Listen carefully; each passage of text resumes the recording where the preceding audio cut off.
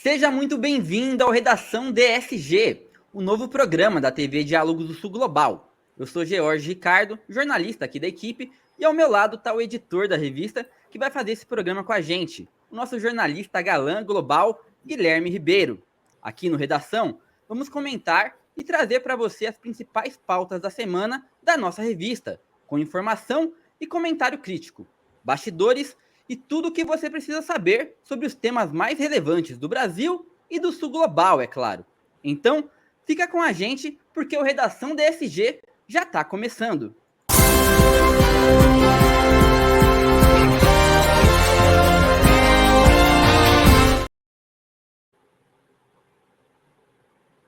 Boa tarde, Gui. Antes de te passar a palavra para você dizer como está a perspectiva aí para o nosso novo programa, eu quero dizer que a gente não sabe se esse piloto vai encontrar a luz do dia, mas caso encontre, fica registrado desde o programa número 0 que vocês que estão assistindo vai fazer esse programa com a gente, que vocês que estão assistindo vão fazer esse programa com a gente.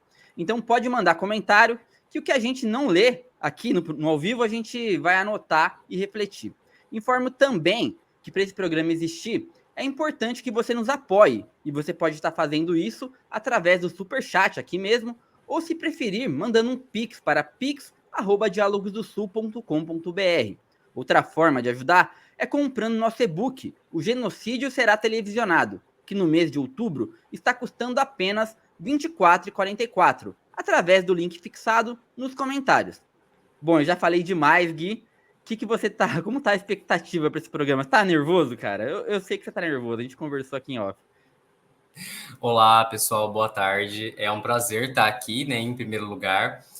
Sim, gera um certo nervosismo, né, porque é uma situação nova para mim. O Jorge está mais acostumado aí a fazer lives, a apresentar programas. Para mim é algo novo, mas eu estou muito entusiasmado. Gostei muito da ideia quando ele me apresentou de trazer os temas que a gente trabalhou ao longo da semana, trazer aí um pouco de informação, um pouco de comentário, algumas reflexões também, sempre levando em conta a perspectiva do Sul Global sobre os assuntos que a gente vai trazer aqui.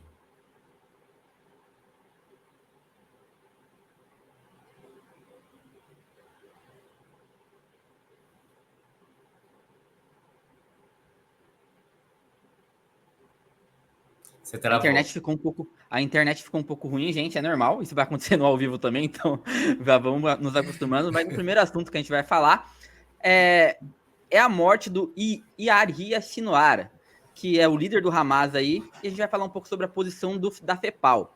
Ele tinha 62 anos, era o líder do escritório político do Hamas, foi assassinado por Israel na última quarta-feira, dia 16, em Tal as-Sultan, nas proximidades de Rafah, no sul de Gaza.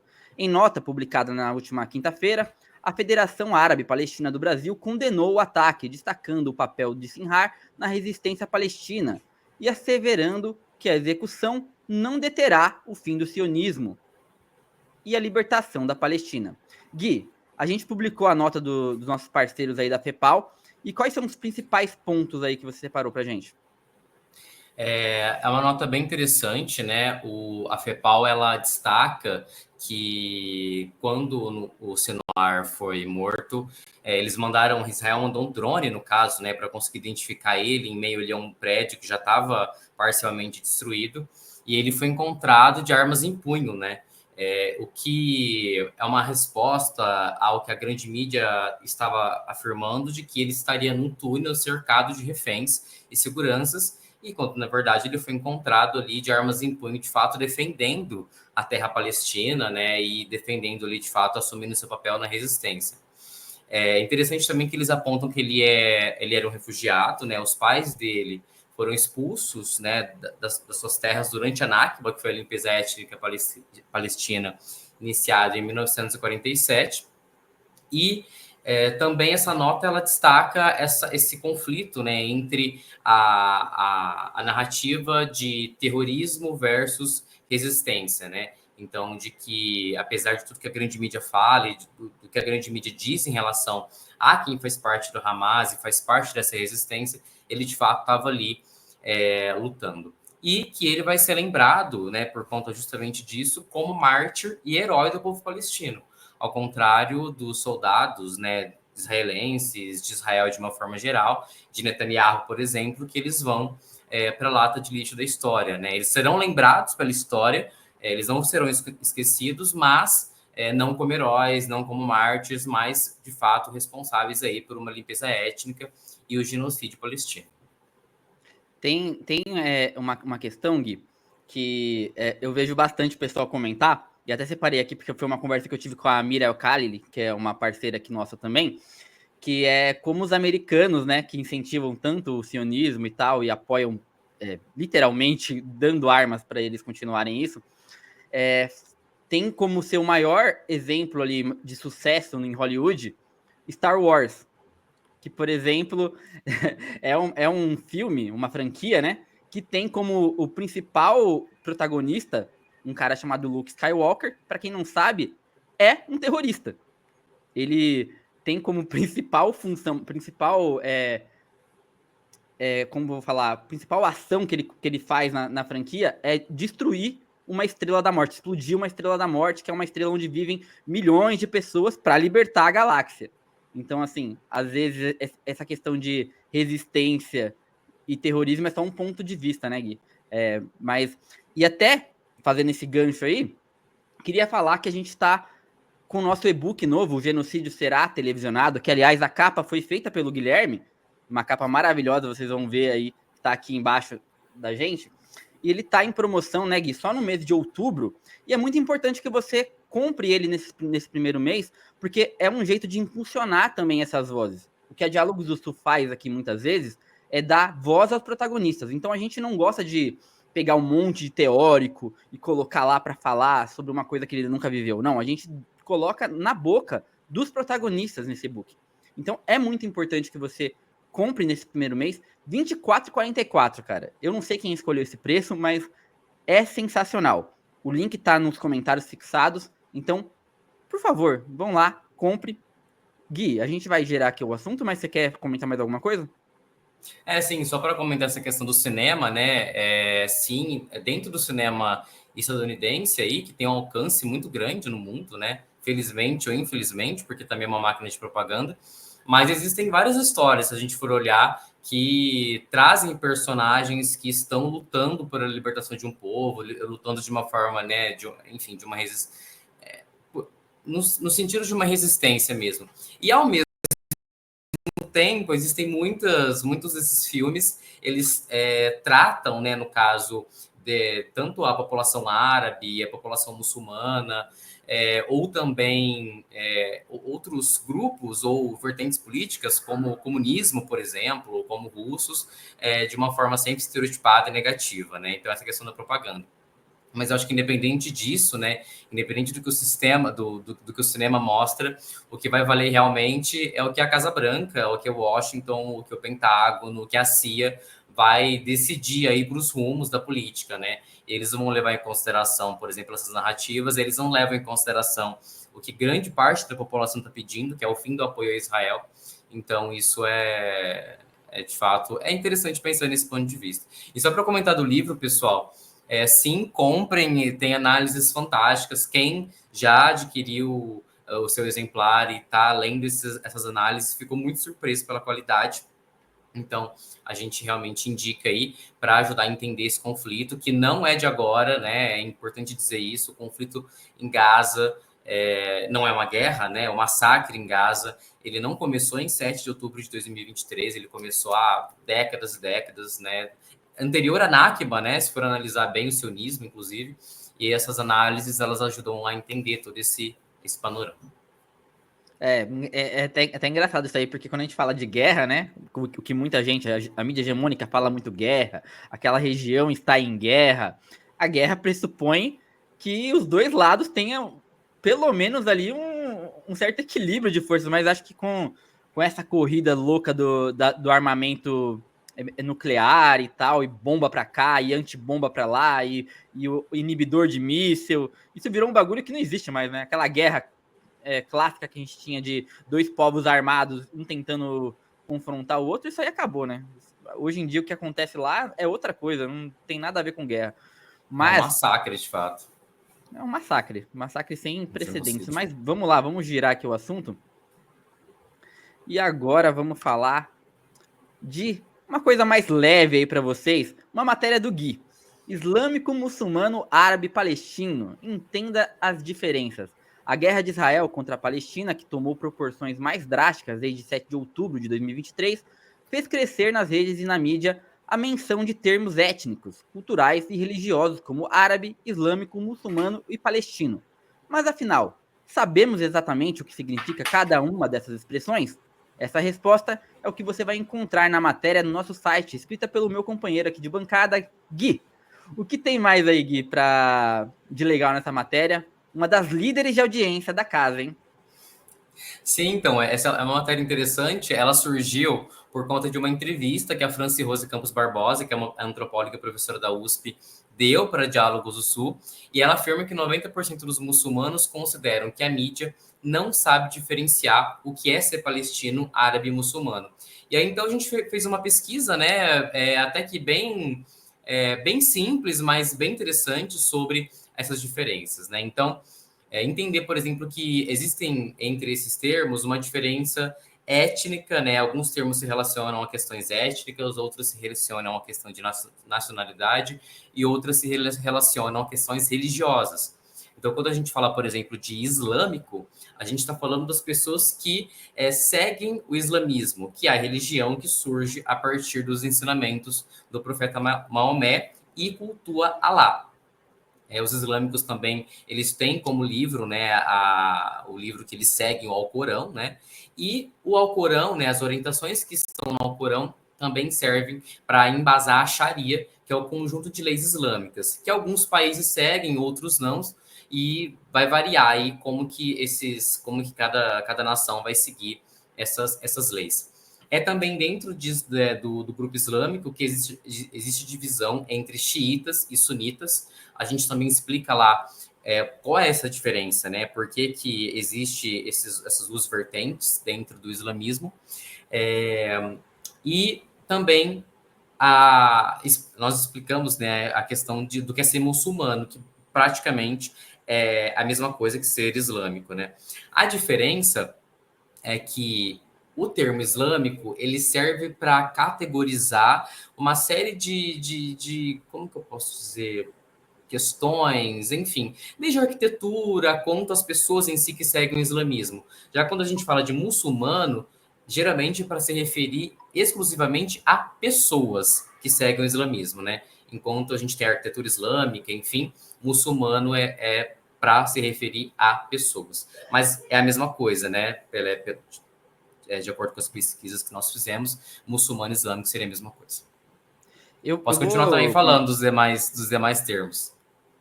Eu vou só cortar você um pouquinho, Gui, porque acho que é interessante para você que quiser se aprofundar mais no tema. Além da matéria do Guilherme que está aqui, é só você entrar no site dialogosdosul.com.br e nas mais lidas ali, ela sempre está por lá, entendeu? Tem uma coisa que eu tenho certeza quando eu acordo é que alguma matéria do Guilherme vai estar nas mais lidas. Então, entre lá no site, dê uma olhadinha, essa matéria sempre está circulando por lá. Ou então você procura aqui o nome também, é o mesmo nome que a gente colocou aqui no título, você vai conseguir achar facilmente lá no site, navegando. E, para quem quiser até dar uma aprofundada até maior, Gui, tem também a entrevista que a gente fez com a professora Rosemary, Rose France, desculpa. Rosemary Franci France. Rose. Como que é, Gui? Fala, desculpa, eu errei. Franci Rose Barbosa. Franci Rose Barbosa. Olha, eu errando o nome ela vai me xingar daqui a pouco a professora. E olha que eu converso com ela todos os dias. Tem uma entrevista na TV Diálogos do Sul aqui mesmo, na playlist do Dialogando com Paulo Canabrava. Você vai encontrar, ela fala bastante sobre isso também, sobre como o aumento do preconceito no Brasil com pessoas não só de uma religião, mas que acaba meio que juntando tudo, né? A pessoa vê alguém com um lenço na cabeça, já acha que é terrorista e não sei o quê. Até por essa pressão estética que a gente recebe vindo lá de fora, né? Encomendada. Que a gente vê muito na TV e tal. E isso prejudica muito, por exemplo, ela que é professora, tem alunos e tal. Como você trabalhar isso em sala de aula, ela usa lenço na cabeça e tal, e tem um estereótipo com isso, ela fala sobre isso, tá aqui na TV Diálogos do Sul. Então, assistam também. E eu queria até fazer aí uma menção sobre isso, né, Gui? Porque é visível que aumentou muito essa questão de preconceito, né? Aqui no Brasil. E eu acho que, se a gente for dar uma volta pelo sul global mesmo, é num todo, é um geral, né? É uma coisa que cresce muito rápido quando a gente tem essa discussão massificada, essa informação falsa massificada nas redes sociais e na mídia em geral, né? Sim, sim, com certeza. E até além da entrevista com a Franci Rose, eu indico também, nós temos textos publicados dela no nosso site, em que ela fala sobre essa questão da islamofobia e também até como que muitas vezes o uso do lenço, por exemplo, pelas mulheres, né, ele é lido por alguns grupos, por exemplo, como uma opressão à mulher, e ela explica essa questão, né, de que não necessariamente o lenço, né, ele vai significar uma opressão. É bem interessante o ponto que ela traz uma reflexão bem diferente, assim, que pode surpreender algumas pessoas, né, evidentemente é um assunto delicado, mas é muito, muito legal mesmo, a gente indica essa leitura. Vamos girar aqui novamente o assunto. Ah, E agora... só que comenta a questão dos árabes também, eu acho vai interessante. lá, Gui. Então, assim, um ponto interessante do texto é justamente quando traz a questão do que é ser árabe, né? Então, enquanto ser muçulmano islâmico se refere a uma questão religiosa, árabe é um grupo étnico, né? Então, são os grupos que pertencem ali a uma parte do Oriente Médio e a África setentrional, que é a parte norte, acima do deserto do Saara, e são os povos cuja língua é o árabe. Então, inclui os araquianos, sauditas, palestinos, líbios, né? E um ponto importante é que a maioria dos árabes é islâmica, correto? A maioria dos árabes segue a religião islâmica. Mas a maior parte dos islâmicos não são árabes, né? Não são árabes, não é árabe. Isso porque uma grande, né, quantidade de muçulmanos estão na Ásia, na verdade, em vários países do mundo, mas principalmente na Ásia. Então, por exemplo, na Indonésia, nós temos 229 milhões de muçulmanos. E lá é um país asiático, não é um país do Oriente Médio. Então, essa é uma reflexão bem interessante também que ajuda a mostrar essa diferença. É interessante também a gente entender que Turquia, Irã e Afeganistão não são árabes, né? Por mais que algumas pessoas possam associar isso de uma forma direta. Então, por exemplo, a Turquia, a etnia é turca, não é árabe. No Irã, a etnia é persa. E no Afeganistão, é pastó.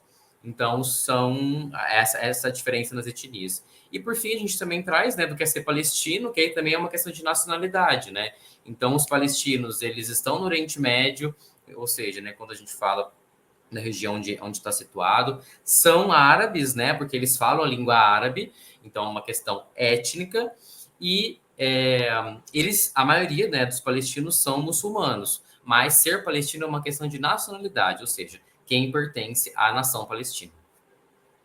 Gui, uma coisa que eu não sei nem se você sabe, vou te pegar aqui no contrapé, mas que me mandaram lá no grupo, nosso grupo do WhatsApp vai participar bastante aqui. Então, uma coisa que perguntaram lá no grupo no WhatsApp gerou uma discussão.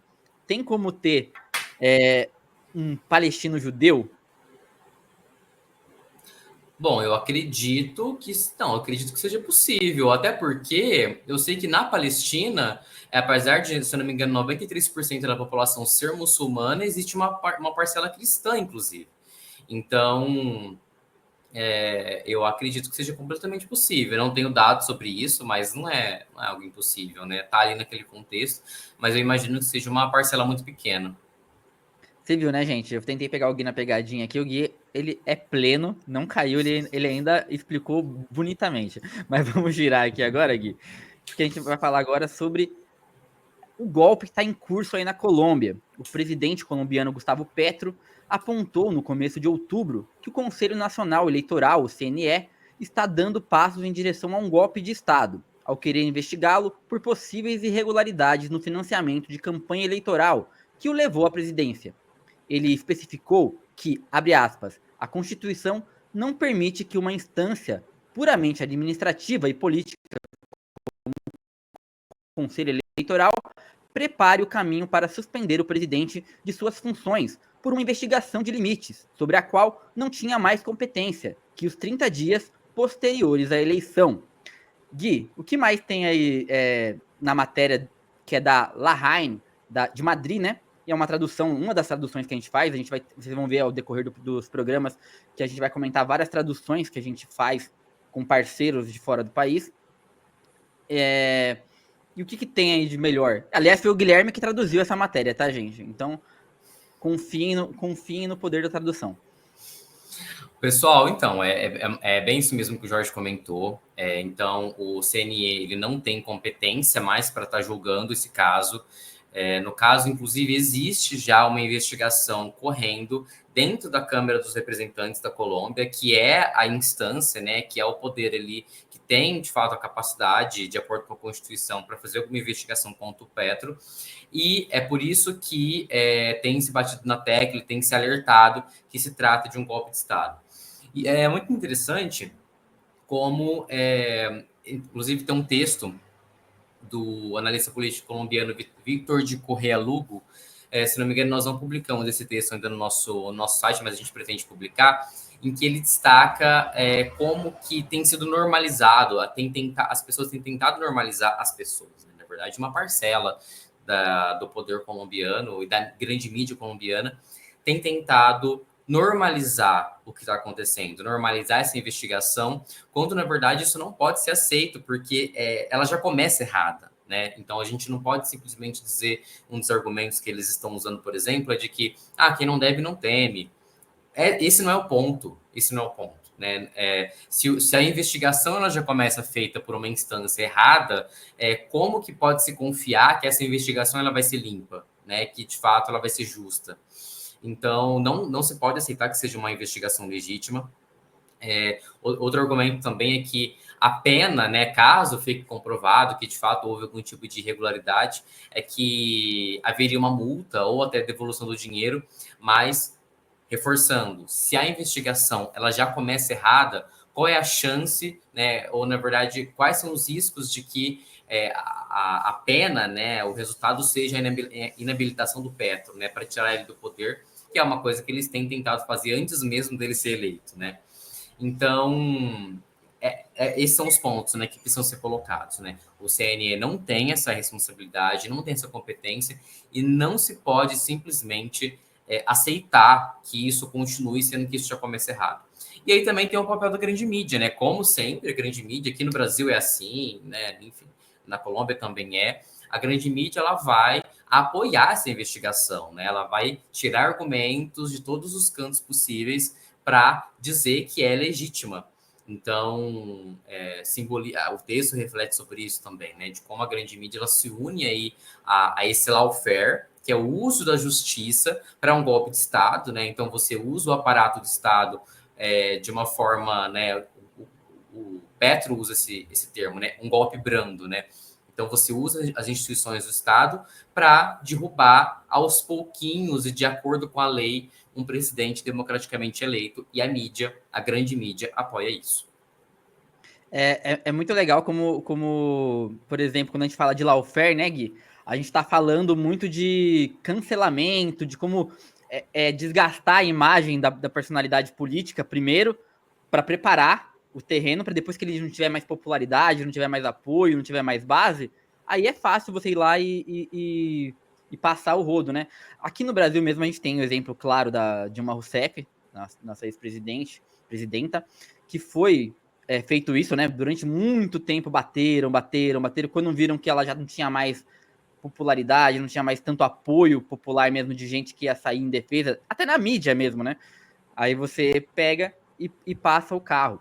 E aí a gente tem a figura do Petro, que, como o Gui falou, a gente tem aqui o Petro e o Lula fazendo discursos, às vezes, até meio parecidos, por exemplo, contra o massacre em Gaza e tal, mas o Petro optou por um caminho de confronto ao invés de coalizão, né? Tipo, ele não é o cara que vai lá e vai tentar abrir mão do que ele pensa para vem aqui, vamos se juntar com a direita e vamos tentar ver o que dá para fazer. Não, ele tá desde o começo do governo batendo de frente. Isso tem um custo também, né? E o custo é esses golpistas tentarem derrubar o cara. E aí, Gui, eu vou falo isso daqui até para abrir uma ponte, porque além dessa matéria maravilhosa aí, que a gente publicou, o diretor da revista aqui, o jornalista Paulo Canabravo Filho, conversou com um advogado colombiano que é professor de Direito Público na PUC de São Paulo, o Pietro Alarcón. Na conversa, Canabrava perguntou sobre a crise política na Colômbia em torno das acusações contra o presidente Gustavo Petro, apontadas como uma tentativa de golpe branco, similar ao impeachment da Dilma no Brasil. O advogado detalhou que Petro enfrenta uma investigação do Conselho Nacional Eleitoral, o CNE, como a gente já falou aqui, sobre supostas irregularidades no financiamento de campanha, apesar do órgão não ter autoridade para destituir um presidente. Ele considera o processo uma tentativa de deslegitimar o governo de esquerda de Petro, o primeiro da Colômbia com forte apoio popular e social. Alarcón também discute a influência dos Estados Unidos no contexto colombiano, destacando a presença militar e o impacto da política externa dos Estados Unidos. Ele sugere que o apoio dos EUA, as forças de direita e a oposição do governo Petro podem intensificar a crise política. Eu vou só colocar aqui, Gui, eu separei um trechinho dessa entrevista, porque eu acho que é importante a gente ver. Enquanto isso, a gente toma uma aguinha, 2 minutinhos aqui, só para o pessoal saber do que a gente está falando. A evidência da participação dos Estados Unidos, né? Bom, o que poderíamos dizer é que, em primeiro lugar, é certo que os Estados Unidos têm uma presença constante dentro do território colombiano, de alguma maneira, presença que tem se acentuado particularmente em função da assinatura de um tratado internacional que estabelece a possibilidade de uso de parte do território colombiano por parte das forças de setores do território colombiano, né? Pequenas parcelas do território colombiano muito bem delimitadas, muito bem demarcadas, mas onde há presença de assessoramento dos Estados Unidos. É uma presença militar bastante, digamos, incômoda, não é confortável.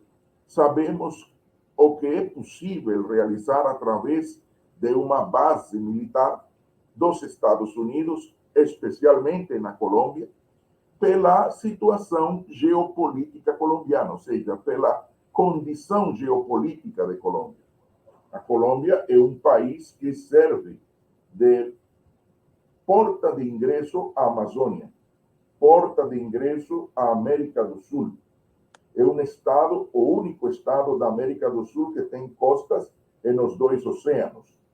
E nós temos que lembrar que Panamá era uma província da Colômbia e que no ano 1903 os Estados Unidos retiraram praticamente Panamá da Colômbia para a construção do canal interoceânico. É isso aí, gente. Esse foi o trechinho. O vídeo completo você pode acompanhar aí na TV Diálogos do Sul. Eu vou só falar aqui que, além desses pontos aqui que a gente falou e que eu mostrei o Petro falando, outros pontos são a briga, o compromisso, né, do Petro com a paz, especialmente no acordo de paz de 2016 com as Farc. Ele fala bastante sobre isso e como essa tentativa de paz com as Farc tem também tido um custo político para ele, porque muita gente é contra, não quer que ele leve para frente, e isso acaba meio que alimentando essa direita que não aceita que um cara de esquerda, compromissado com pautas de esquerda, chegou ao poder. Gui, algum comentário aí? Nossa, teria vários, assim. Assim, mas só para resumir, essa questão do Petro, existem especialistas e especialistas, existem vários pontos de vista em relação ao modo como ele trabalha, ao modo como ele tenta ser combativo, né, nos discursos, né, de defender o projeto político, né, que foi eleito nas urnas, de defender essa paz, de defender a paz total em relação às guerrilhas, de criticar Israel, de cortar relações, enfim, ele de fato é muito combativo. E existem pessoas que vão dizer que talvez isso seja um tiro no pé, que ele é combativo demais, ou que ele é extremista demais, que ele não é conciliador como Lula. E a gente vai chegar, inclusive, num texto, quando a gente chegar no assunto que a gente vai comentar aqui daqui a pouco, que é sobre o BRICS e o veto do Brasil, a entrada da Venezuela no BRICS. e de como que isso reflete, né, a postura do governo Lula de fazer concessões por conta das pressões dos Estados Unidos, e de que isso não vai resolver, de que quanto mais concessões, quanto mais, né, quando você dá uma mão, vão querer o braço, vão querer o corpo, vão querer as pernas, enfim, não resolve. Então, até que ponto vale a pena fazer concessões? Até que ponto vale a pena fazer conciliações, né? Então, é bem interessante, de fato, a postura do Petro. Os discursos são bem fortes, bem contundentes. Eu posso falar, sou fã dele. Não sei, de fato, de forma pragmática, onde isso vai dar. Eu só espero, de fato, que ele consiga chegar até o fim do governo e que ele consiga implantar as reformas que ele propôs. Se ele vai ser reeleito, também não faço ideia, né? Não vê essa questão em relação se tem algum tipo de pesquisa, de aprovação popular, como que isso anda lá. Mas, de fato, ele optou por um caminho de defender o projeto político que foi eleito nas urnas, né? Então, isso é interessante, mais do que interessante, eu diria, assim. Bem inspirador, talvez, para líderes da América Latina e do mundo, assim, progressistas. E eu vejo, Gui, que é muito importante que esse projeto do Petro dê certo, até porque a gente tem aqui no Brasil, aí eu sei que a gente não fala muito de Brasil, mas quando a gente pensa que a Dilma, ela começou a cair quando ela enfrenta os juros altos dos bancos e tal, que era uma pauta progressista, de esquerda e tal, o banco tem uns juros absurdos, você pode ver hoje como o Lula tem sempre 3 dedos para falar, o Lula critica o Banco Central, vem o outro, o Haddad passa um pano quente para não aumentar demais a temperatura, sempre com medo de exagerar e aumentar essa briga. Então a Dilma foi até as últimas consequências e caiu por conta disso. O Petro conseguindo vencer essa disputa, isso meio que dá uma luz também pro resto da América Latina, né? Que a gente fica tipo, pô, aqui deu certo, a gente não precisa esconder que é de esquerda, a gente não precisa camuflar as pautas de esquerda para tentar descer goela abaixo, sabe? Às vezes o convencimento, o enfrentamento pode ser uma tática até melhor. Sei lá. Talvez seja o único caminho, talvez. Talvez seja o único caminho. Eu vi um rapaz falando ontem no grupo que o Boulos perdeu porque não foi Boulos aqui em São Paulo, né? E é uma coisa a se pensar. Às vezes esse negócio de marqueteiro se maquiar demais, né? Disfarçar suas pautas. Vamos falar sobre aborto. Eu não falo sobre aborto. Aqui não é coisa sobre isso. Às vezes é melhor. Quanto menos você falar, não naturaliza. Às vezes se você falar bastante, explicar, você vai perder uma, vai perder duas, mas na terceira a pessoa já vai estar mais... ele já falou sobre isso, não me choca mais. Então é uma coisa a se pensar aí, com a gente aprender talvez com o Petro, né? Mas vamos girar aqui, Gui. E agora, peraí. Gente, me desculpem, mas a gente é o primeiro programa, o StreamYard não tá me ajudando, tá dando umas travadinhas aqui, mas a gente vai seguindo. Próximo assunto. Aqui. Agora a gente vai falar sobre o apagão em Cuba. O bloqueio dos EUAs é o principal responsável por colapso do sistema elétrico. Cuba atravessa sua maior crise energética, com praticamente toda a ilha e 10 dos 11 milhões de habitantes privados de eletricidade. Os apagões vinham ocorrendo com cada vez maior frequência e duração, há tempos, culminando em um colapso total do sistema elétrico após a principal usina termoelétrica cubana sair de serviço desde o dia 17 de outubro, o que obrigou à suspensão das aulas, ao fechamento de quase toda a atividade econômica, enquanto as autoridades e técnicos trabalham para restabelecer o fornecimento. A razão imediata da crise está na falta de combustível para alimentar suas usinas termoelétricas, agravada por uma situação climática que atrasou a chegada de um navio com combustível.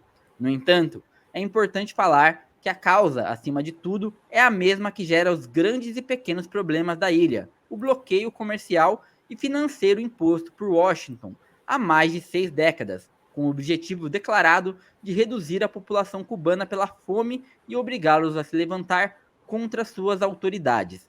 O texto que está disponível no site da Diálogo Sul Global é do Silvio Rodrigues, da Prensa Latina, uma parceira nossa que a gente tem muito orgulho aí de ter lá direto de Havana, em Cuba. E a tradução, claro, é do Guilherme. Gui, quais são os principais pontos dessa matéria, cara?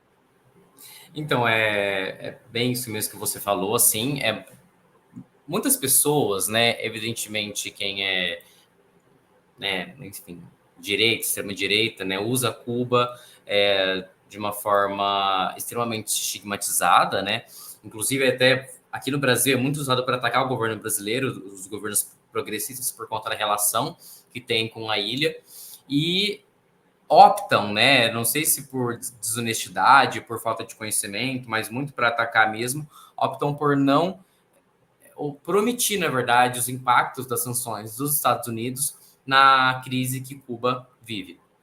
Tem um livro, inclusive nós temos uma matéria aqui no nosso site, que é Entre a Utopia e o Cansaço, que foi lançado esse ano, que faz uma reflexão sobre as crises que Cuba vive, sobre como não é, evidentemente, um problema apenas as sanções, né? Existem várias outras questões ali que impactam, né, a vida cotidiana de Cuba, mas de fato, o maior motivo, né, são 6 décadas, né, de bloqueio econômico. Então, a maior causa dos problemas que Cuba vive, sim, está nesses bloqueios, né? Porque impede que eles comprem desde o mais básico do dia a dia, né? Então, desde produtos de higiene, alimentos, dificulta a compra, por exemplo, de combustíveis. Então, uma coisa até que a Vanessa Martina Silva comentou é que Cuba não tem, por exemplo, a capacidade de ter hidrelétricas para gerar energia. Então, por isso eles usam termoelétricas que dependem de combustível. Então, se você não tem combustível, você não gera energia. E além de que as sanções impedem a compra dos equipamentos, né, das ferramentas, para estar conseguindo renovar a estrutura energética da ilha. Então, é uma estrutura, de fato, muito antiga, muito precária, né? Enquanto esse bloqueio continuar, esse problema ele vai ser estrutural, né? Então, por mais que eles façam reparos, façam algumas otimizações, eu estava lendo que houve algumas manutenções feitas no início do ano, mas a estrutura, de fato, ainda é muito precária e não tem como fazer renovar, de fato, de uma maneira efetiva por conta desses bloqueios.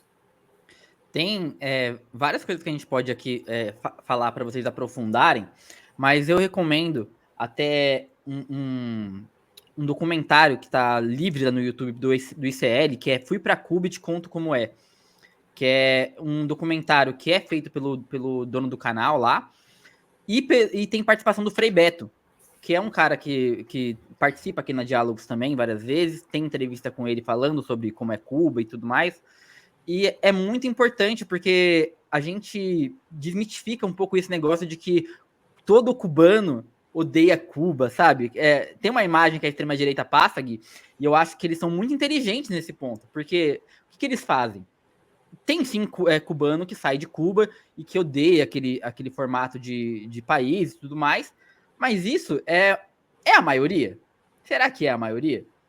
É muito interessante você pegar a imagem dos médicos cubanos que sempre foram taxados como, ai, nossa, eles são escravos do governo cubano. O governo cubano prende a família deles e por isso eles são obrigados a trabalhar de graça e não sei o que lá. E aí você pega a imagem quando o Bolsonaro mandou eles embora, eles com bandeiras de Cuba, chorando, super emocionados.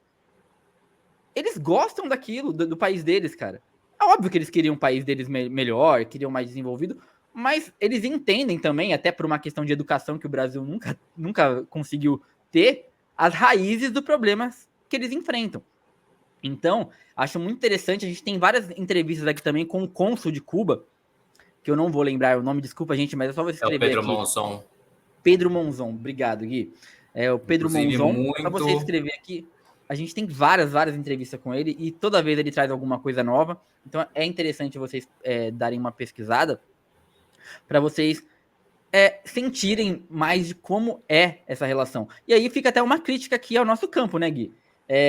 A direita pega muito essas pessoas cubanas e coloca para ser comentarista da extrema-direita. Tem várias aí que eu poderia citar, não vou perder meu tempo citando, mas eu conheço bem porque eu dou uma olhada sempre nessas coisas.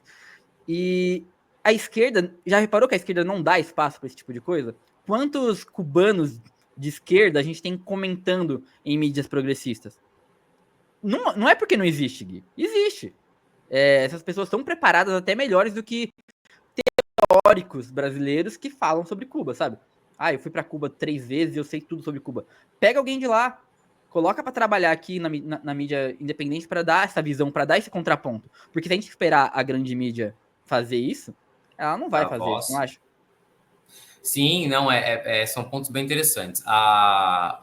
Uma questão, por exemplo, muitas pessoas elas fazem de conta que Cuba é, como se o comunismo ou o socialismo, enfim, o sistema socialista fosse um voto de pobreza. Então, Cuba vive o que vive por conta desse sistema político. E, na verdade, não é isso, né?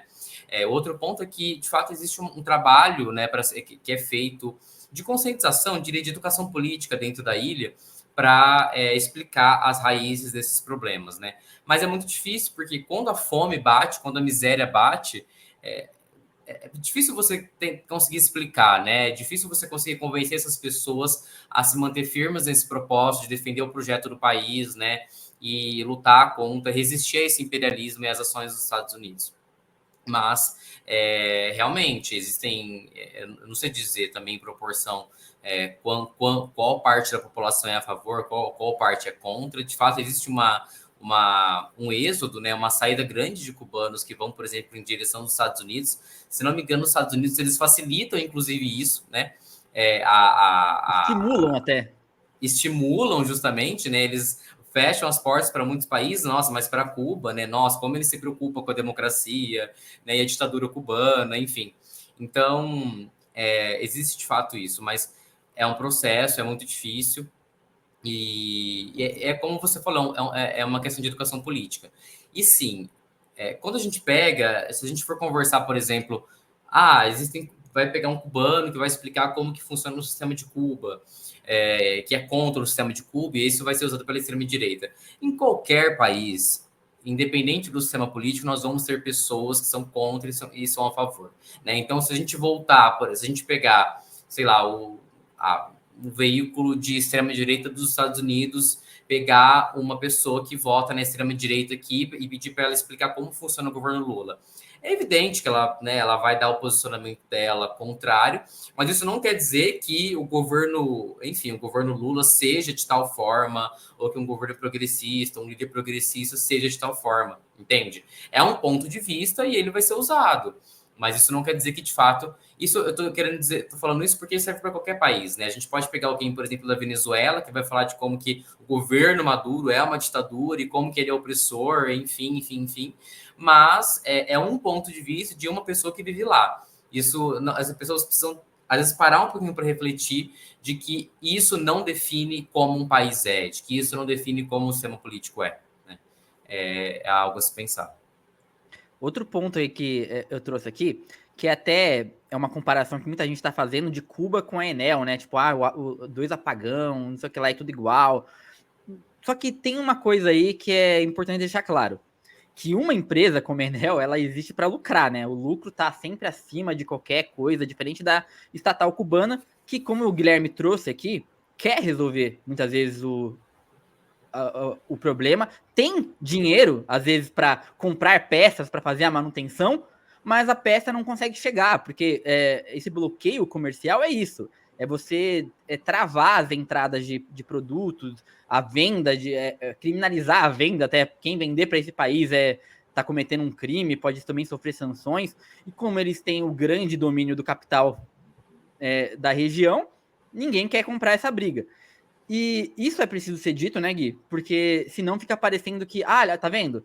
Se você tá achando que tá ruim com a Enel, olha aqui, ó. Aqui é estatal e não funciona, tá no apagão faz... Cara, os caras querem arrumar a coisa e não chega o maldito combustível. Só você pensar que a única entrada de combustível é por navio numa rota única, sabe? Você inviabiliza vários tipos de coisa, né? Tipo, várias soluções emergenciais que você poderia fazer. Sei lá, é um ponto a se pensar. Sim, não, de fato, é algo bem... Esse discurso de que o Estado não funciona, ele é sempre usado para conseguir levar adiante as privatizações, né? Para conseguir pegar esses bens do Estado que são que tem um poder muito grande, né, de gerar, de fato, receita e entregar isso para a iniciativa privada, porque aí toda a receita que é gerada, ela não vai para o Estado, né, ela vai, no caso, para o bolso dos acionistas. Então, é bem isso que você falou. Cuba quer resolver do problema, né, precisa resolver do problema, as peças não chegam, as sanções dificultam, as sanções contra a Venezuela também prejudicaram muito as ajudas de combustível que a Venezuela enviava para Cuba, então isso também inviabilizou muito. Agora, no Brasil, nós temos um outro problema, né? A gente tem, de fato, enfim, esse movimento para privatizar, né? Para entregar aí essas empresas que são muito potentes para a iniciativa privada. E quando a iniciativa privada ela pega para ela quer lucrar. Funciona assim, não tem o que discutir, não tem segredo nisso, né? Não tem fórmula mágica, não tem. Então, é lucro, a intenção é lucrar, né? São empresas que estão na Bolsa de Valores, e a Bolsa de Valores, ela funciona pelo lucro, né? Pelas métricas, então, as ações subiram, as ações desceram. Então, achar que vai ser algo diferente disso é uma ilusão. E aí, para você conseguir lucrar, você tem várias formas. Então, você aumenta a conta, né, o serviço cobrado, seja uma conta de luz, seja uma conta de um serviço de saneamento, enfim. Você sucateia ao máximo, né, a estrutura, então você não vai renovar, ainda que a gente tenha, por exemplo, instâncias, né, órgãos públicos que vão tentar garantir a qualidade daquele serviço oferecido, mas nem sempre isso de fato acontece, a Enel está aí para provar isso, né? E além do fato de que você muitas vezes tira o pessoal qualificado dessas empresas, que estavam lá, por exemplo, durante anos, décadas, às vezes, enquanto essa instituição ela era pública, para você colocar uma mão de obra mais barata, para você também conseguir lucrar. E tudo isso gera o sucateamento do serviço oferecido. Tudo isso vai fazer com que, durante, por exemplo, uma tempestade, São Paulo fique dias sem luz. Então, é um assunto revoltante. Tudo aquilo que inclusive, eu já escrevi uma matéria sobre isso, né, explicando sobre a questão do apagão no Amapá, explicando sobre a questão da privatização, por exemplo, feita na Argentina. E o que a gente vê de exemplo é isso, né? E em vários lugares do mundo, inclusive em países da Europa, nos Estados Unidos, serviços estratégicos, né, como, por exemplo, serviços de luz, de água, eletricidade, enfim, eles são mantidos sob o poder do Estado, e onde foi privatizado, existe um movimento para que o Estado recupere. Né? A gente está falando de Europa, de Estados Unidos, que são vistos muitas vezes como exemplos, né? Mas aqui no quintal, né? Não, isso aí como se diz, eles querem retomar essas instituições para o Estado nesses países, mas muitas vezes são essas empresas de fora que vêm aqui para o Brasil e querem, no caso, conseguir pegar para elas essas empresas, né? Então, é aquilo, é o quintal, né? É o imperialismo de sempre, para tirar aí o que é de fato tem muito valor para a gente. É isso aí, gente. Vamos girar aqui, ó. E só queria deixar registrado que o Guilherme estava achando que a gente não ia dar conta de 1 hora. Eu achando que a gente vai passar de 1 hora. Mas vamos lá. Próximo assunto aqui, a gente vai falar sobre o que é o Foro de São Paulo e por que ele gera tanta polêmica e teorias conspiratórias.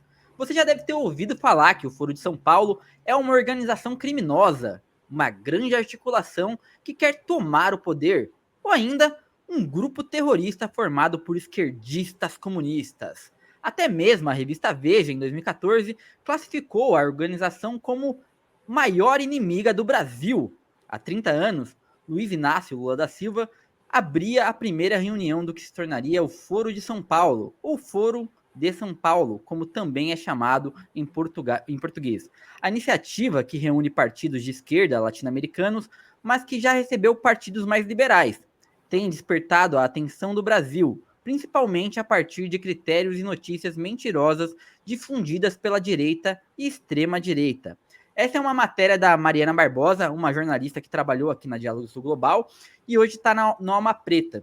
Gui, quais os principais pontos desse texto, que é um dos campeões de audiência também aqui da Diálogos, né? Vive parando nas mais lidas aí.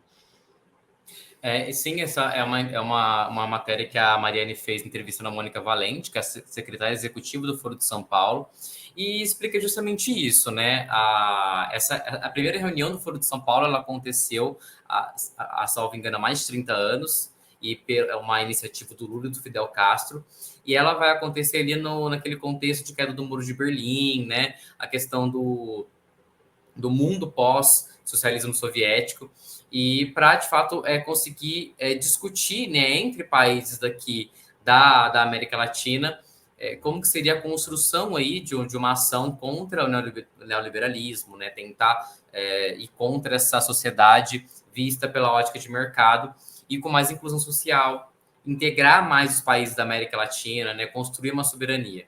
Então, tudo isso gera um temor, né? Quando a gente fala dessas coisas, no caso, para a grande mídia, como a Veja, o Estadão, cara, é extremismo, né? É aquilo, é terrorismo, é extremismo. E é interessante, essa é uma reflexão que não está necessariamente na matéria, que é uma reflexão que tem sido construída nos últimos anos, que a grande mídia, ela não se espanta da mesma forma quando a gente fala de, por exemplo, do Foro de Madrid, que são reuniões feitas pela extrema-direita aí já há alguns anos, e que praticamente, na verdade, o Foro de Madrid é uma resposta ao Foro de São Paulo, né, também, e para, de fato, discutir as ações que a extrema-direita vai fazer a nível global. No caso do Foro de Madrid, pelo que eu li, ela tenta unir aí, no caso, América Latina, Espanha e Portugal, mas ela nasce nos Estados Unidos, então, evidentemente, que vai ter uma relação aí com enfim, a extrema-direita dos Estados Unidos, para implantar e levar a cabo cada vez mais as políticas da extrema-direita a nível global. E a gente não vê esse alarde, a gente não vê esse medo, né, da extrema-direita na grande mídia em relação a esses grupos. Então, é algo a se pensar, né? A gente, na Diálogos do Sul, nós já publicamos várias matérias sobre esse Foro de Madrid, né? A gente fala muito sobre, por exemplo, o Vox na Espanha, que tem um alcance muito grande ali, regional, né?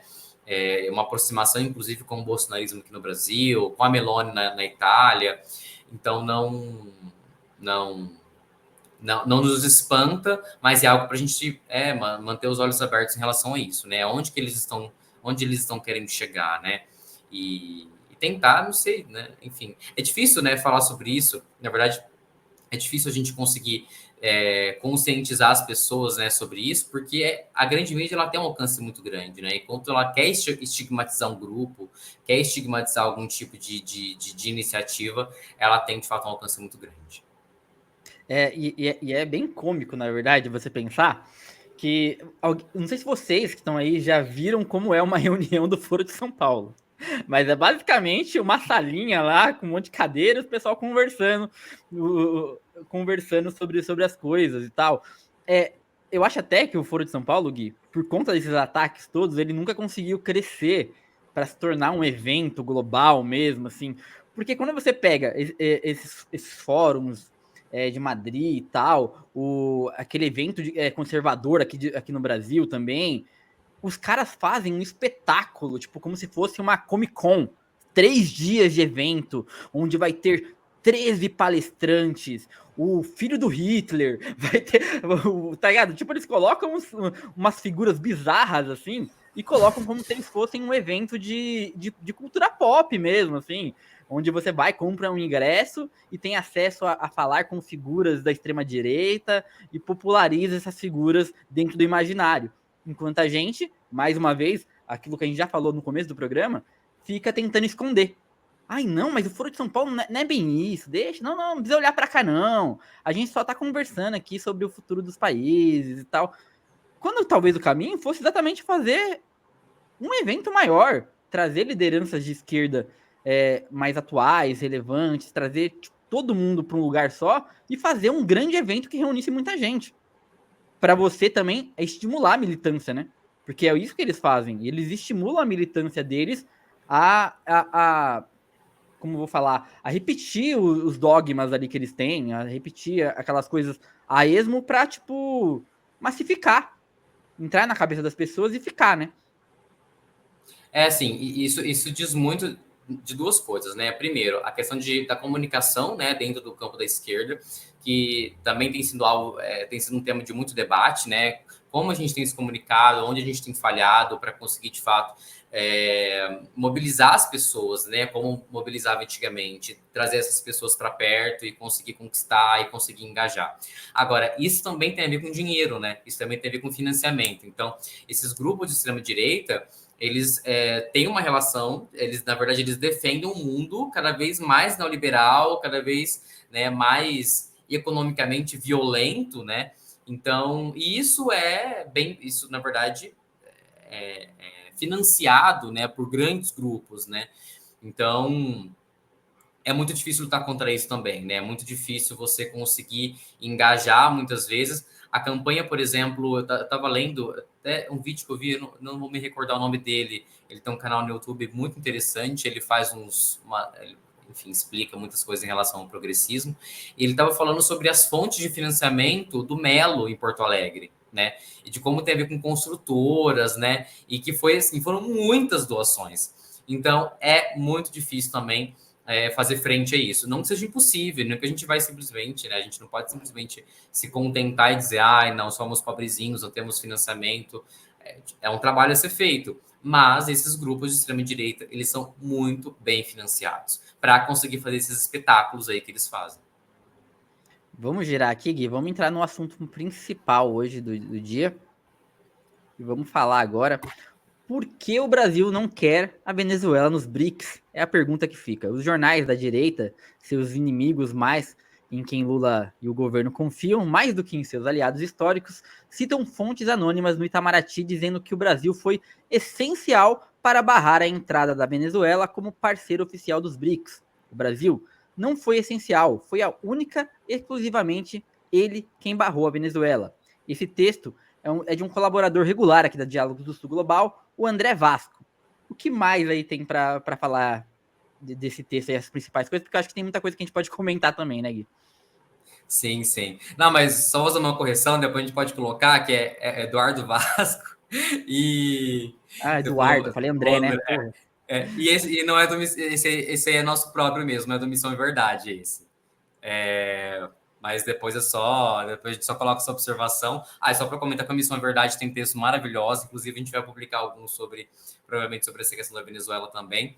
Mas é bem isso. O Eduardo Vasco, ele é bem incisivo, né, nas análises dele, e ele justamente faz essa reflexão, né, de como essa postura do governo Lula, ela vai contra muitas coisas, né? Então ela vai contra o PT, ela vai contra a esquerda, ela vai contra a própria diplomacia brasileira, que sempre foi de não intervenção, né? E leva em consideração, de fato, a questão eleitoral na Venezuela e as pressões dos Estados Unidos, né? Então, como se a Venezuela tivesse a obrigação de prestar contas, né? É uma reflexão sensível também, mas aqui na Diálogos do Sul nós temos um posicionamento muito contundente, muito forte em relação a isso, de defender que a Venezuela, ela não é obrigada a prestar contas, assim como o Brasil nunca foi obrigado, assim como os Estados Unidos não são obrigados. Então, o governo Lula, ele se comporta como se a Venezuela fosse obrigada a dar algum tipo de satisfação e barrar a entrada. Não consigo, de fato, já lemos algumas análises, né? Dentro do campo progressista, isso tem sido muito criticado por uma parte, evidentemente, muitas pessoas defendem isso, mas quando a gente pega o país com as maiores reservas de petróleo do mundo, a gente vê que não é muito estranho, não tem justificativa você querer barrar a entrada desse país no BRICS, a não ser que seja pelas pressões dos Estados Unidos. E o que Eduardo Vasco fala, ele tem duas análises que nós publicamos dele, em uma delas ele destaca, é que o Brasil, né, voltando ao que eu tinha comentado antes em relação às concessões, é que o governo Lula fica tentando fazer concessões, né, e tentar fazer uma conciliação. De fato, existe um poder da grande mídia aqui no país de dilapidar a imagem, de derreter, né, a aprovação, de agir para que a aprovação do governo seja cada vez menor. E isso tem a ver, sim, de fato, com a relação da grande mídia com os Estados Unidos, que segue o que os Estados Unidos querem, mas entender que não adianta fazer concessões, né? É um atoleiro. Quanto mais concessões, mais vai ficando difícil. E ele destaca também que essa contraposição entre os países que estão tentando lutar contra o imperialismo e os países que querem manter as relações como elas estão hoje em dia, esse contraste ele tem de fato aumentado, ele tem de fato se intensificado. E vai chegar um momento em que o governo Lula, ou de fato, né, os países de uma forma geral, eles vão ter que decidir para qual lado eles vão ter que ir.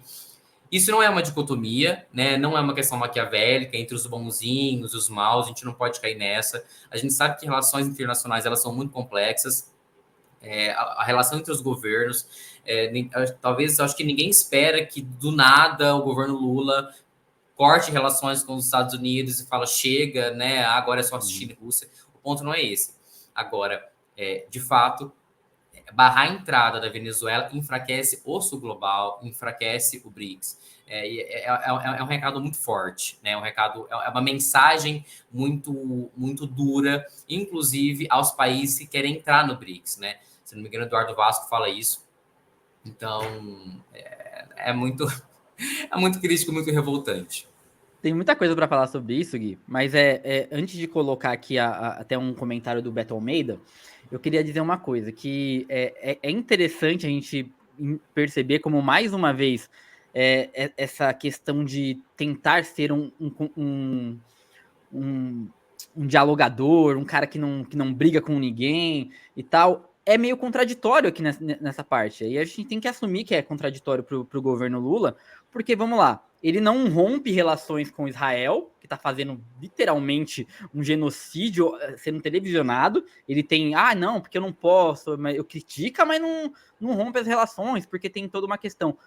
Então, vamos assumir aqui que realmente o Lula acredita e que as eleições da Venezuela foram comprometidas. Por que diabos isso tem que interferir na relação comercial desses países, sabe? Se ele não tá sendo pragmático com Israel, por que ele não pode ser pragmático com a Venezuela, que é um país que ele tem relação muito mais próxima? Não faz muito sentido. E aí eu já digo aqui, até um comentário que eu li hoje no nosso grupo aqui no Zap, pro Lula, né? Lula, toma cuidado. A última pessoa que ficou dando a outra face acabou crucificado.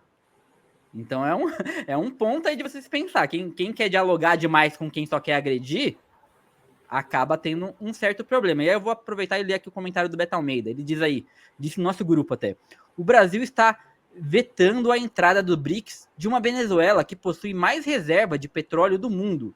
A quem interessa isso? Aos Estados Unidos, a Exxon, a Shell, pois dificulta a Venezuela se integre ao bloco de países que possuem hoje capacidade de investimento em projetos produtivos e que podem ser uma alternativa concreta contra as sanções dos Estados Unidos e da UE, que impõe a pátria de Bolívar. E aí, Gui? Você concorda? Acho que a gente tá de acordo com esse comentário aqui, né? Não, sim, completamente. E reforçando o que você falou, não, a questão do BRICS ele levar em consideração as aspirações internacionais e o potencial econômico desses países, né, de como que eles podem contribuir, e não a política interna. Não que a gente vai sempre fechar os olhos, né, enfim, mas isso também tem a ver com a questão, até muito defendida pela Rússia e pela China, da autodeterminação dos povos, né? Então, os países, eles têm seus problemas internos, são problemas diferentes, cada um tem as suas crises, seus desafios, só que esse hábito que é muito dos Estados Unidos de se comportar como policiais do mundo, de dizer, você não pode porque você está fazendo tal coisa, porque você está violando tal direito humano. Isso não é importante? De fato é importante, mas quem são os Estados Unidos para dizer quem pode ou não pode, quem deve ou não deve, né? Se a gente for usar todas esse mar de violações que a gente poderia aqui passar horas falando, contra a liberdade de expressão, as guerras que eles levam para vários países. Então, assim, não tem... Quando a gente faz as comparações, não é sólido, né? É uma coisa que se derrete muito fácil os argumentos, né, contra a Venezuela. E também entender que o Eduardo Vasco ele destaca isso no texto, que a entrada no BRICS poderia ajudar muito a Venezuela a solucionar várias das crises, né? Inclusive melhorar a economia do país, que está sendo muito açoitada pelas sanções. Então, assim, até o Maduro ele fala, né? Esqueci o termo que ele usa, mas ele fala que é uma agressão, né, ao veto do Brasil. E de fato nada justifica, a não ser, de fato, ceder às pressões dos Estados Unidos. E isso que vai ter um custo no futuro, né? E aí a gente volta a falar da questão do Petro aí, que é o cara que geralmente tem as posições dele e ele banca as posições até o final, sem ficar com essa coisa de coalizão, de ser político demais, quando a gente não tá precisando nesse momento que a extrema-direita tá crescendo tanto, de uma pessoa que queira conversar com a extrema-direita. A gente quer alguém que bata de frente, que coloque os pontos de um político que venceu, cara. É engraçado isso, a gente pensar que a política que a gente votou não é bem a política que está comandando o país hoje, né? É um diálogo muito amplo que acaba esquecendo várias pautas que ele prometeu lá no começo. Isso pode ter um custo até daqui a pouquinho, 2026 aí. Gui, Só um comentário só que eu gostaria de falar sobre, em relação a esse assunto, que eu achei bem interessante também, que o Eduardo Vasco ele destaca, é que o Lula ele critica muito o poder de veto dos Estados Unidos no Conselho de Segurança da ONU e de como isso é prejudicial. E lá no BRICS, ele usou o mesmo poder. Então, assim, dentro do Conselho de Segurança da ONU, os Estados Unidos ele tem um poder muito grande que vai contra, inclusive, independente de quais países estão ali, do que eles estão pensando, ele usa esse poder único para ir contra os demais e, por exemplo, impedir que... Não sei se teria como impedir também, se os Estados Unidos fariam alguma coisa mesmo, sei lá, enfim, em relação a Israel.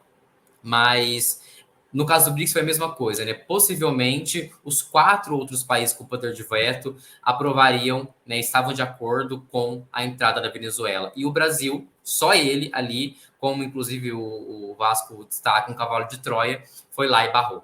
Então é muito assim, enfim, é conflitante, é contrastante, é estranho demais. a gente tá chegando no fim aqui, Gui. Eu vou dar a palavra para você se despedir já, mas eu peço para você que, se gostou do programa, deixa o comentário aqui dizendo que gostou, que não gostou, o que você acha que dá para fazer melhor. A gente tá iniciando esse projeto, então óbvio que ele vai ter alterações com o decorrer do tempo, a gente vai se adaptando um ao outro e também a vocês que vão participar com a gente. E também pedir para vocês curtirem o vídeo e espalhar esse conteúdo para que ele chegue a mais pessoas. Quanto mais pessoas verem esse conteúdo, mais a gente consegue abrir o debate, abrir a conversa. Lembrando que isso aqui não é bem um programa de análise, entendeu? A gente não tem a intenção nem a pretensão de ser analistas políticos sobre todos os temas, porque acho que ninguém entende tudo sobre tudo. Mas a gente está aqui para comentar o que a gente já noticiou aqui na Diálogos, algumas coisas que às vezes podem sair um pouco fora também. E você pode participar comentando também, porque a gente está sempre aberto a ouvir. Gui, queria só encerrar antes de passar para você, dizendo uma frase aqui do Lula do Velho Testamento, que para ele, se chegar um dia nele, vai que chega, né? Para ele ouvir. Um dia ele disse aí, não há muito tempo atrás, que não trocaria sua liberdade pela sua dignidade. Talvez ele devesse usar isso para outras coisas também. Será que vale abrir mão de tudo que ele é, tudo que ele pensa, para conciliar, para estar dentro de algum bloco, para ficar fazendo esse joguinho político? Fica aí a pergunta, que eu não vou ter a resposta nunca, provavelmente. Tchau, Gui. Tchau, tchau. Pessoal, quero agradecer, de fato, adorei a ideia do Jorge, agradecer a oportunidade, gostei bastante de participar, gostei bastante de poder comentar. A gente vai tentar sempre, né, se der certo o programa, trazer aí os pontos aí da Diálogos do Sul, as reflexões que nós trazemos sempre com essa perspectiva do Sul global, né? E fazer um programa legal aí para vocês entenderem mais desses assuntos que estão acontecendo no Brasil e no mundo. Muito obrigado. Tchau, tchau. Tchau, tchau.